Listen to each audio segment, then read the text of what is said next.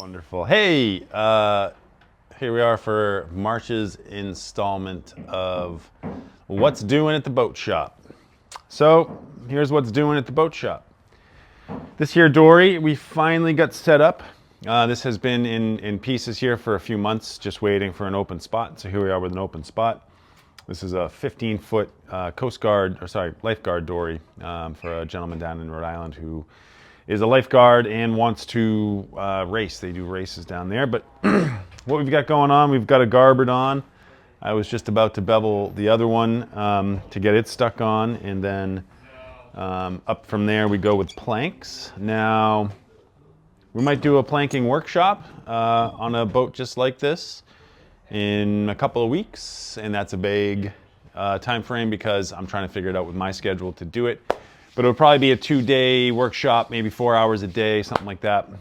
So stay tuned for the planking workshop coming up. We've also got a beginner's woodworking class with Bill Thomas. That's going to happen in late April. Again, check your website. And then we have Atlantic Challenge. If you're unfamiliar with Atlantic Challenge, go visit their website. They're a very cool organization. They're going to come, Arista Holden is going to come down with a boat in May for a weekend, and we're going to do a bunch of programming with them. And that is sort of a precursor to, we're in discussions with them about building a new gig for Atlantic Challenge. And so that would be a pretty sizable build for us. It would pretty much take up the entire shop from the street to the back wall here, with a little bit of area to get around it. So if you're watching these updates on the regular, if we do end up getting that contract and doing that for them, then that'll be a very cool thing to be keeping up on month by month as we go through that process. So there'll be a lot to talk about. Anyway, that's what's going on here with this boat.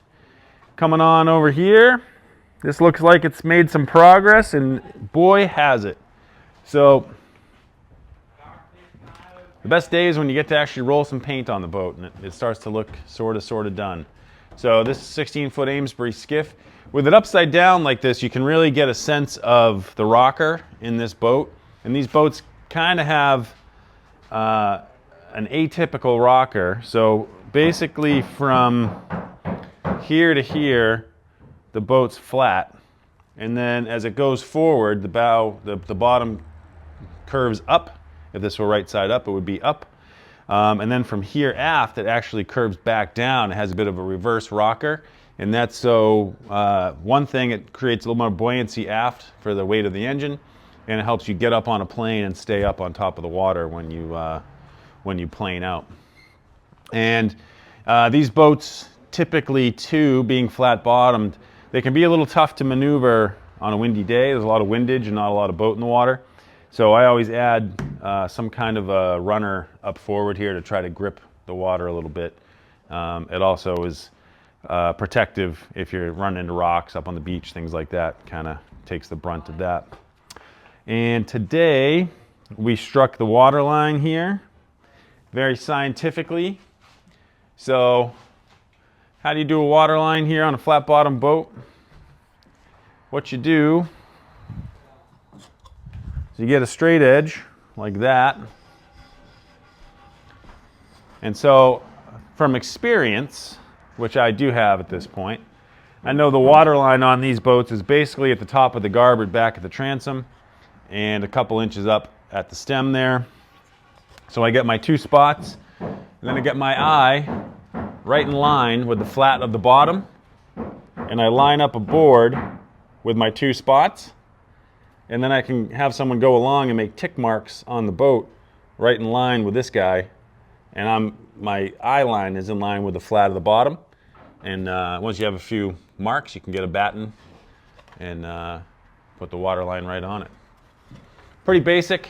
And the reality is, you know, these boats, the water line's got to look right when they're floating light. But when there are people in them and gear and all that, they're all over the place, and the water line just is where it is. So anyway, that's how we did that. We're going to get the bottom painted tomorrow and basically get everything done we can get done on the bottom of this boat and turn it back over so we never have to look at that bottom again. We hope. Coming over here, let's see. These guys are getting this little molding ready for the combing. If you look at the cat boat here,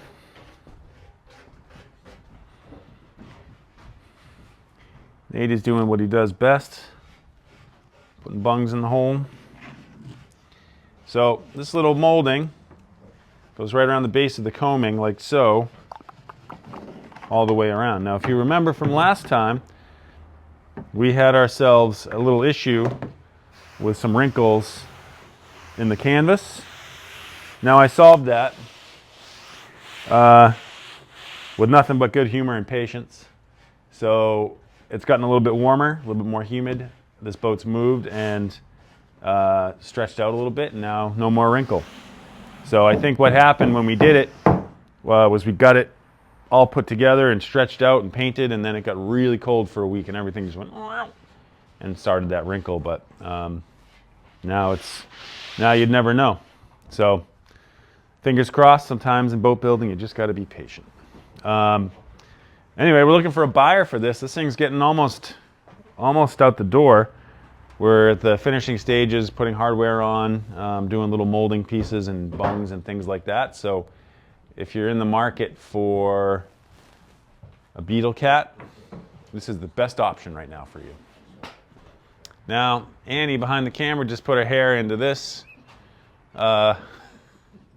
This is the rigging for that beetle cat, and parts of it are actually pretty traditional. It's got some service here on it, and it was all dried out, and we put some rigging tar on there. So what's your rigging tar recipe? That'd be a good one for the comments. Mine is regular old pine tar mixed with black paint. Sometimes you put some varnish in it. If you have an old can of varnish, we didn't. So this is basically just black paint and pine tar, and that will eventually sort of dry out and crust over. It was just done by our good friend Nate over there, who sometimes doesn't have a sense of when enough's enough. And so it's a little drippy right now, but we can correct that after the fact. But it smells really good when you do this. And this is a common thing. If you're a newbie on a tall ship, you usually get the job of tarring the rig, and you basically have a sock that is dedicated to tarring in an old soap container full of tar, and you put it in the sock and you go up and down and tar the whole thing. And you can spend a whole day just zenning out tarring the rig. Nothing new to see in there.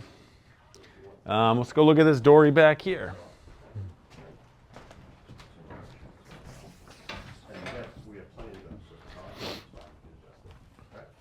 So we're getting ready. Maybe even today, when I get done with this video, hope you're listening over there. We've got to laminate these rails. And so to laminate these things, we need them to be super rigid. All the structure in this boat. We've made our seats. We've fiberglassed them in, tabbed them in with fiberglass, and that's added a lot of strength from the boat flexing in and out. But it actually still is pretty flexible lengthwise.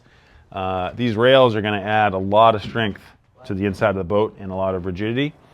But we're going to make it up out of these two pieces just like this. And it might look odd, but what we're going to do is we're going to laminate them on the outside of the boat to get the curvature.